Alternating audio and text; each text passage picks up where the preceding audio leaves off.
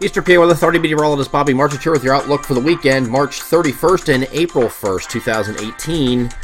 For your Saturday, bright and sunny day today. This is going to be a near average temperature day, so it's going to feel a lot milder than we've seen for the most part for the last month or so. This is going to be temperatures in the mid to upper 50s in most areas, closing in 60 down here in the far southeastern areas. But with high pressure control, we're expecting wall-to-wall sunshine during the day today. So a very nice day here for Saturday, so definitely do enjoy that as best as you can.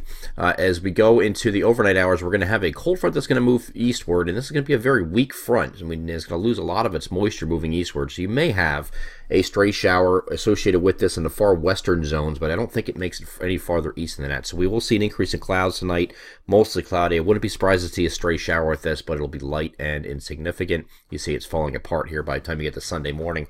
I think Sunday, the holiday itself, will be clouds giving way to sun in the afternoon, and still remaining on the mild side, just not quite as mild as it was on Saturday. So not a bad weekend overall coming up. We are going to have to change or turn our attention, I should say, to Sunday night and Monday morning, however, because we have a sneaky little system coming in here that's going to give us another one of those little snow possibilities, which is we thought these were all behind us, or many are at least hoping that this was to be all behind us. I don't think it's going to be major or majorly disruptive, but this will be an accumulating snow event for some across our coverage area. And it does look like most areas are going to be generally the lighter side, but you get this wave here coming in as a very flat and progressive wave, very weak wave, but it's producing enough precipitation, and enough of that precipitation is coming in on the northern side of this, where that front just went through, the cold front that came through on Sunday morning or maybe early afternoon. Will be now down to the south. That's where this is going to traverse along that frontal boundary, and you're going to have some precipitation thrown into the cold air that's coming in overnight. Now, when you have snow events in the month of April, you have to have a lot of things go right. Track has to be perfect, which is typical with is no different than any other storm in winter.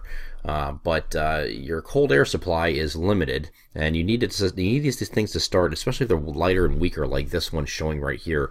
They need to start at night, because if they start during the day, forget it. You're not going to get any kind of accumulations, because you have the sun angle so high in the sky that's equivalent of a September sun that will work away at any chances for any accumulations on, especially on roadways, but even in the non-paved surfaces, you'll see it falling as what we like to call white rain, and it melts when it hits the ground. Now, we will have that in some parts of our area where it will be falling and not really sticking too well, but that's going to be further south. Here's that wave moving eastward, and just about every piece of model guidance has this, so this is not one of the situations where, I'm showing you one goofy model here. They all have this, everything I've seen.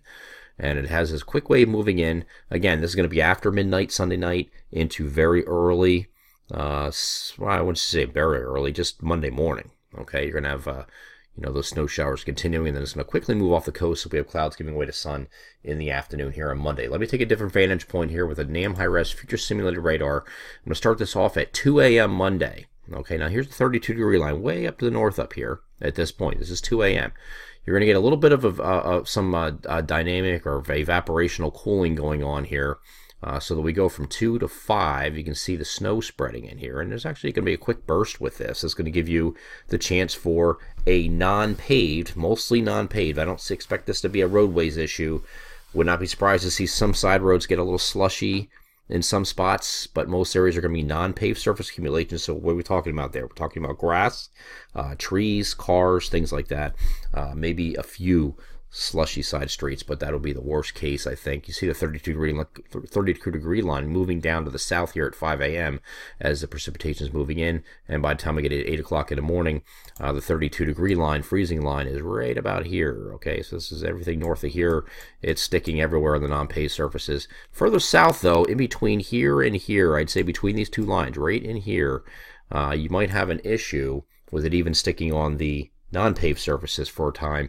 So I think you're going to have lesser accumulations on that southern periphery, like right along the I'm not talking about maybe northern Lancaster, northern York. I'm talking about right along the eastern, or right along the Mason-Dixon line here, all the way over to the Philadelphia area and south central New Jersey. I think you're going to see snow falling there, but how much of that's sticking? You're going to have some melting going on also as it's falling or trying to stick on the roadways. Heavier burst will get it to stick everywhere, and you can get a quick coating to an inch on the southern periphery. Further south, even though it's falling here, I think this is white rain down here. And down here, it's just rain in the green, of course. But these areas right in here, I think you're going to be falling as white rain. So we'll watch this. I do think there's a swath that's going to be right in the middle here, that somewhere right in here is going to get into a 1 to 3 inch type snowfall, somewhere right in that vicinity. So I would say between the I-76 and I-78 corridors would be the best chance to see that happen. We're going to update this, of course, in the forum today. Send text alerts for those that are subscribed. For those that are subscribed to My Pocket Meteorologist winter program, you're going to get an extended bonus, as we're going to be sending alerts past the 31st as warranted. So we'll keep an eye on this, but it doesn't look like a big deal. Maybe a 1 to 3 inches on the grass type thing. And then after we get past that point, the system moves away. We're going to have a system moving in, looks like later Monday night. It could come in initially. It's going to be along a warm front. The system itself that's driving this warm front is going to be way out here, and the warm front is going to be standing out here like this.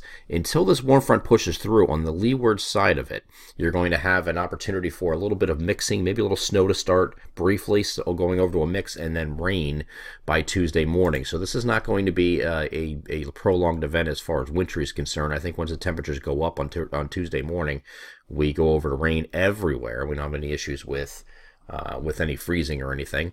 And then once we get further along, once we get further along here, this system is going to continue eastward, and it's going to produce rain across the area on Tuesday. There could be a little bit of a break though once we get into Tuesday night, and eventually into Wednesday as this system moves through. And for whatever reason, this is freezing on me here. Not sure why it's freezing, but it is. But eventually this system will come through. This is going to move eastward. Here's your system moving east. And the warm front initially, cold front's going to be back here. This is going to continue up in this direction and eventually drag a warm front through here on Wednesday morning. That's also going to be in the form of rain. Then we go to partly cloudy or mostly cloudy at the end of the week. Here we go. They're finally unfroze. The warm front's way to the north here as we get into later Tuesday night, but the cold front itself is going to come through on Wednesday morning. So I do think it's just a morning deal here on Wednesday, and then we have clearing later in the day. And then Thursday is fine. Here's a look at Thursday. Mostly sunny day, looks like. And Friday should be a partly cloudy day. Nothing to worry about, I don't think, on Friday as well as it looks like right now. That system may be moving in from our southwest here on Saturday, but we'll tackle that when we get there. Still some wintry possibilities with this. Again, we have the system Sunday night and Monday, Sunday night into Monday morning.